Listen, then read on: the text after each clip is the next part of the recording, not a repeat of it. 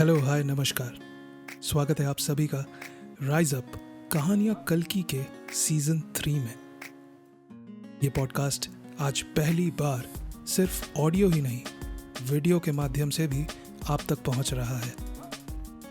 Yes, मेरे listeners जो मुझे पॉडकास्ट पर सुनते आए हैं, उन सबको मैं बताना चाहूँगा कि अब हमारा पॉडकास्ट आप वीडियो फॉर्म में भी देख सकते हैं मेरे चैनल गेम गली गाय पर। GAME गेम GULLY गली GUY गाय, गेम गली गाय। यस, और हमारे गेम गली गाय के सारे सब्सक्राइबर्स एंड नए व्यूअर्स को मेरा नमस्कार। स्वागत है आप सभी का राइज अप कहानियां कल्कि में। अब भला ये राइज अप क्या है? तो जो मेरे ऑडियो पॉडकास्ट के लिसनर्स हैं उनको तो पता है कि यहाँ पर मैं सुनाता हूँ कहानियाँ कल्कि, लेकिन मेरे YouTube चैनल के सभी व्यूअर्स को मैं बता दूँ कि साल था 2020, right in the middle of the pandemic. हर तरफ नेगेटिविटी, स्ट्रेस, एंजाइटी का दौर छाया हुआ था।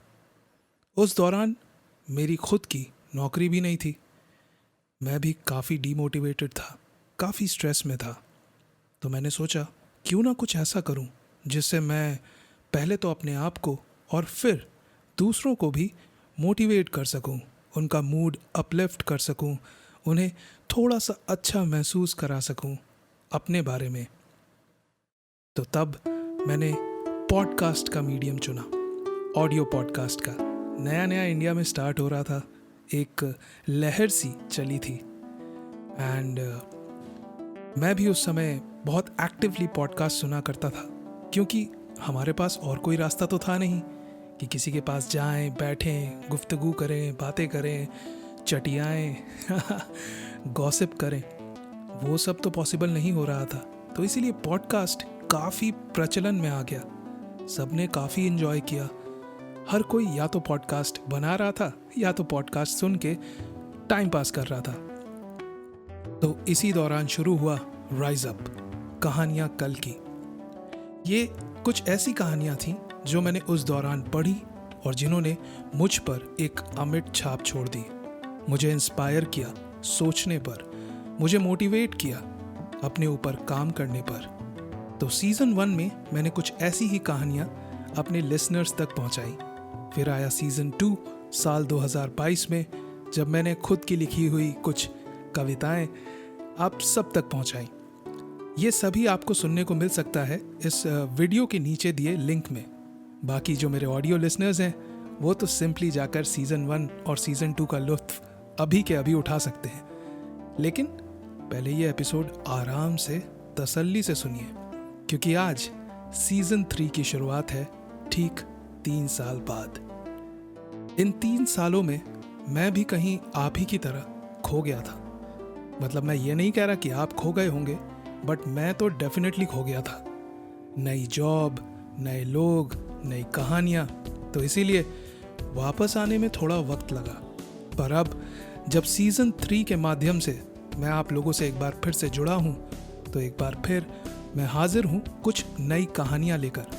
लेकिन इस बार स्टोरी टेलिंग का मोड थोड़ा सा और पर्सनल होने वाला है। इस बार सिंपली कहानियाँ सुनकर या सुनाकर आपको मैं रुखसत नहीं कर दूंगा, आपको मैं जाने नहीं दूंगा। आपके साथ थोड़ी गुफ्तगू भी करूंगा, थोड़ी बातें भी करूंगा, थोड़ा डिस्कस भी करूंगा। तो आज मैं एक कहानी लेकर आया हूँ, एक किताब से। वो किताब जिसने मुझे हिला कर रख दिया जब मैंने उसे पहली बार पढ़ा। तो ये कौन सी किताब है और इस किताब की कहानी क्या है, और वो क्या एक सीख है जो मेरे साथ रह गई इस किताब को पूरा पढ़ लेने के बाद भी, और शायद ये सीख आपके भी बहुत काम आ सकती है। तो चलिए बिना किसी देर के शुरू करते हैं राइज अप सीजन 3 का ये पहला एपिसोड।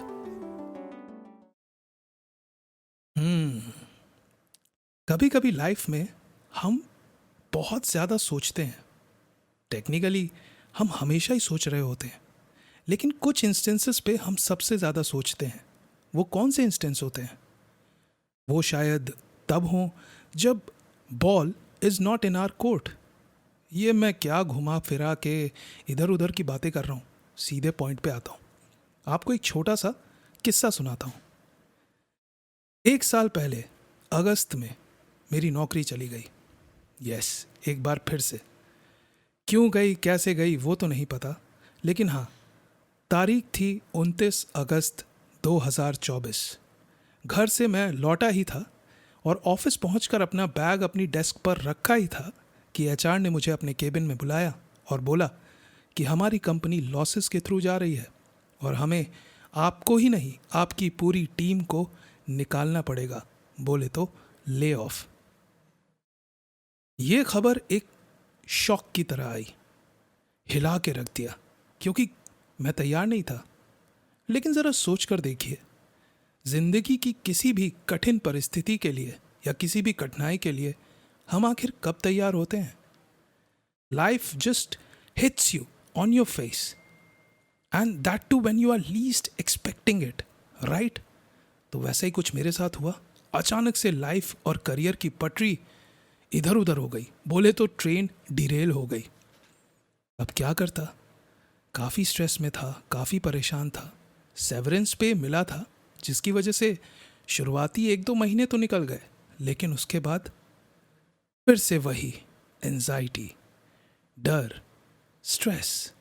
मैंने सोचा अब तो बड़ा मुश्किल है, क्योंकि आपको तो पता ही है, कंपनी से एक बार आप जब निकाले जाते हैं तो उसमें गलती कंपनी की कम और आपकी ज़्यादा गिनी जाती है। लोग आपको ऐसे देखते हैं मानो कोई अपराध कर दिया हो। भले ही लॉसेस कंपनी को हुए, भले ही फैसला कंपनी का था, लेकिन आप अगर निकाले गए तो आप में ही कमी होगी, ऐसा लोग आपको या तो जता देते हैं या तो ना कह के भी कह देते हैं। जहाँ भी अप्लाई किया, हर तरफ या तो एक्सपीरियंस या तो सैलरी, कहीं ना कहीं बात आकर अटक गई। और इस दौरान शुरू हुई मेरी ओवर थिंकिंग।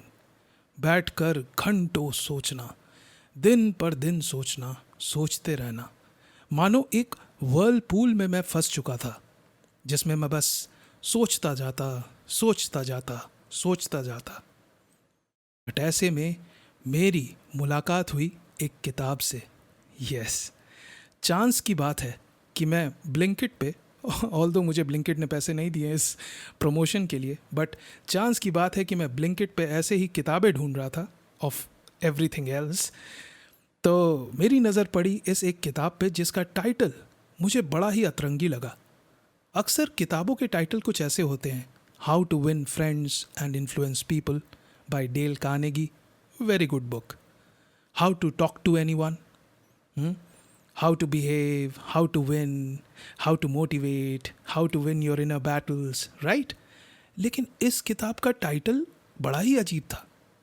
भाई, लाइफ में आप और मैं सबसे ज़्यादा कोशिश किस चीज़ की करते हैं?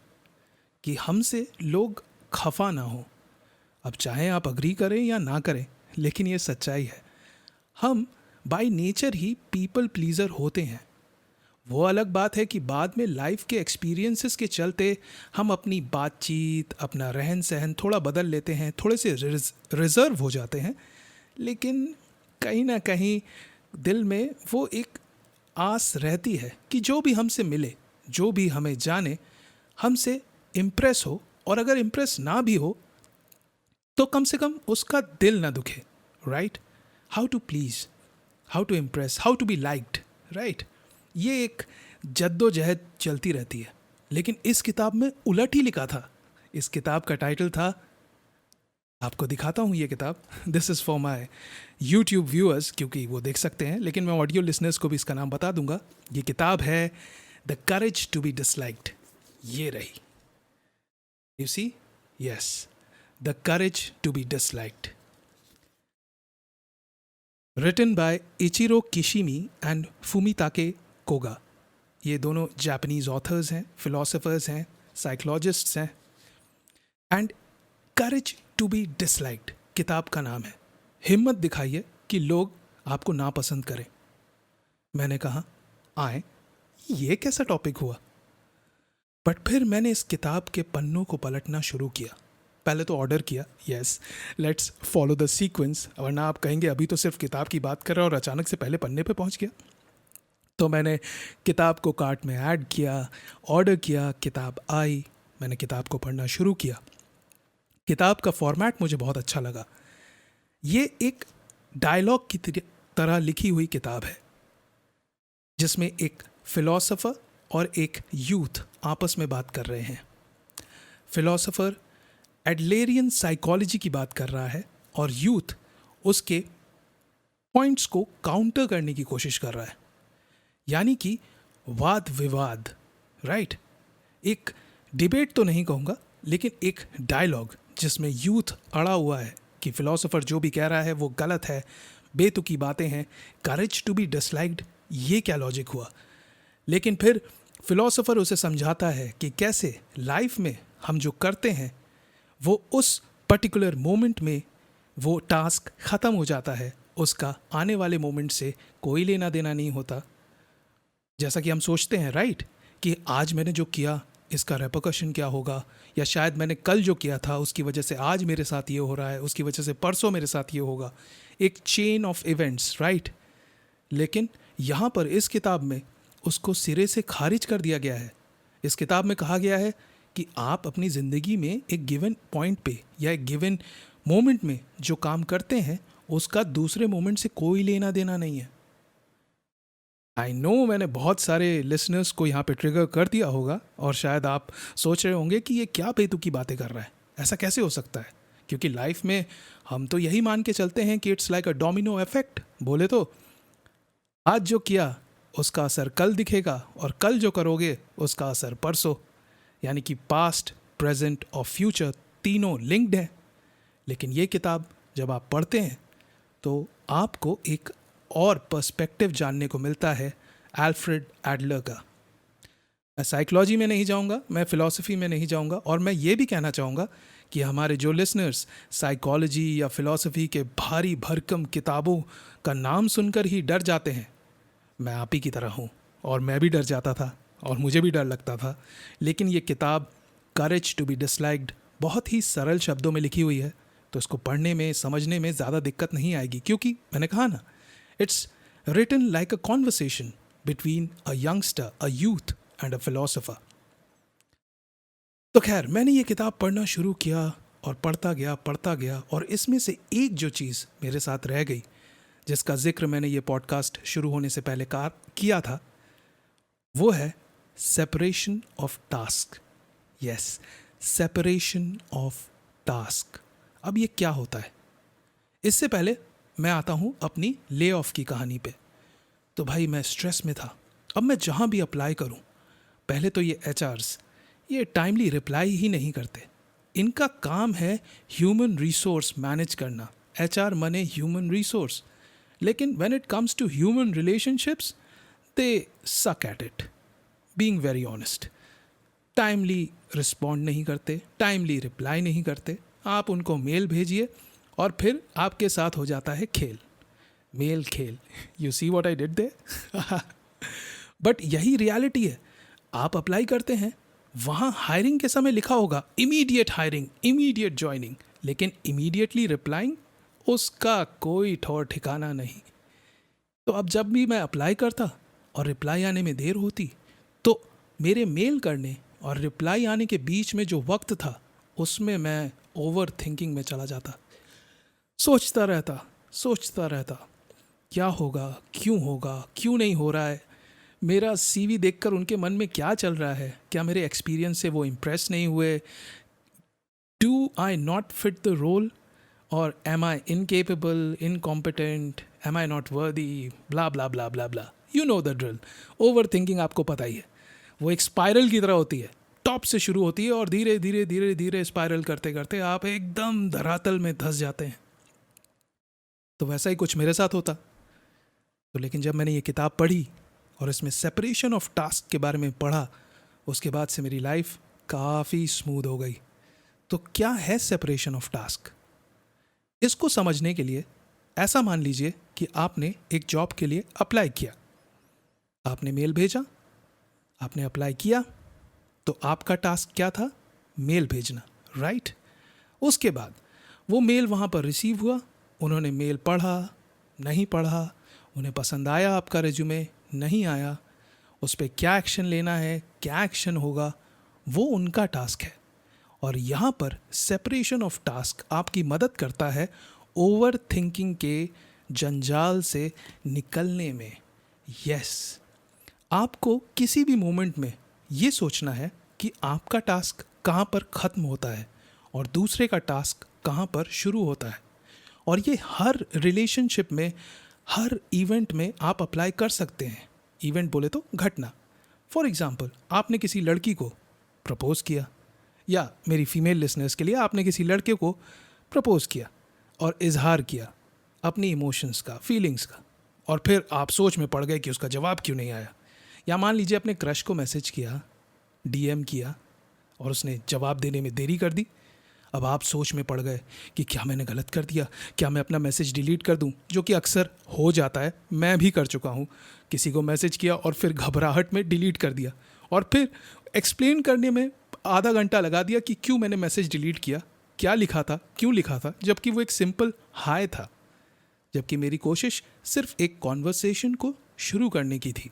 मेरी नीयत ख़राब नहीं थी, लेकिन मेरी हरकत वो थोड़ी सी शेडी ज़रूर हो गई मेरे ओवर थिंकिंग की वजह से। अब इसी सिनेरियो को इमेजिन कीजिए एज सेपरेशन ऑफ टास्क। मैंने मैसेज किया, मेरा टास्क ख़त्म। अब सामने वाला उसको कब पढ़ता है, कैसे पढ़ता है, क्या रिप्लाई करता है, ये उसका टास्क है। हाँ, बोलना आसान है। मेरे बहुत सारे लिसनर्स अभी सोच रहे होंगे कि हाँ यार, लाइफ में तो बहुत सारे ऐसे सिचुएशंस हुए, मोमेंट्स हुए जहाँ पर हम सेपरेशन ऑफ टास्क के थ्रू अपना टाइम बचा सकते थे, या अपने दिमाग को खर्च होने से रोक सकते थे। लेकिन मुझे पता है कथनी करनी में फ़र्क होता है, और ये इतना आसान होगा नहीं। मैं आज भी स्ट्रगल करता हूँ, सच बता रहा हूँ। 10 में से 8 बार मैं सेपरेशन ऑफ टास्क कर लेता हूँ, लेकिन 2 बार मैं भी उलझ जाता हूँ। लेकिन फिर भी एक पॉइंट के बाद मैं खुद को वापस खींच कर लाता हूँ और समझाता हूँ कि सुनो बादशाह, सेपरेशन ऑफ टास्क, तुम्हारा टास्क था मेल भेजना, जॉब के लिए अप्लाई करना, डीएम करना राइट। वहाँ पे तुम्हारा टास्क ख़त्म होता है। अब उसका क्या जवाब आएगा, कब जवाब आएगा, कैसा जवाब आएगा, वो उनका टास्क है। उसके बारे में तुम नहीं सोच सकते, क्योंकि ये चीज़ें तुम्हारे कंट्रोल में नहीं है, राइट। अब आप कहेंगे कि अरे ये तो ज्ञान देने लगा।